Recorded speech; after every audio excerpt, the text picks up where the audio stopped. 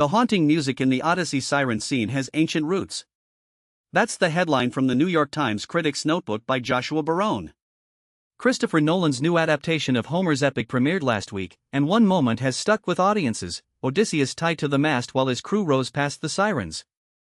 Nolan shows only a distant glimpse of the creatures and never reveals a note of their song. Instead, the sound you hear is Ludwig Göransson's score, a reedy tune of longing and sorrow that lets you share Odysseus's torment. On TikTok, fans have posted pirated clips with captions like "This sound won't leave my head" and "This was the most beautiful thing ever." People have already covered the music on guitars, pianos, English horns, and saxophones. Homer's text describes the siren song as honeyed and melodious in Emily Wilson's translation, and Odysseus says he longed to listen more but stays bound until the ship passes. Nolan expands the scene to reflect Odysseus's homesickness, his guilt over Troy, and his long recovery from war. Asked what the siren song represents, Nolan answered that it is all the things you want it to be, then all the things you wish you had never wished for, a delicious itch you cannot scratch, the unbearable desire for what you most cannot have, which is what you already had and lost. For most of the film, Göransson avoids a traditional orchestra.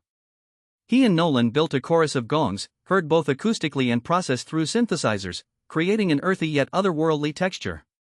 He adds other colors, like a lyre plucked for Odysseus's bow motif, and in the siren scene he brings in an ancient reed instrument called the aulos. The aulos appears throughout Greek art, shown in military and domestic scenes. It looks like two recorders joined at the mouth, blown simultaneously. Its design lets Göransson use one pipe for a droning pedal tone and the other for melody.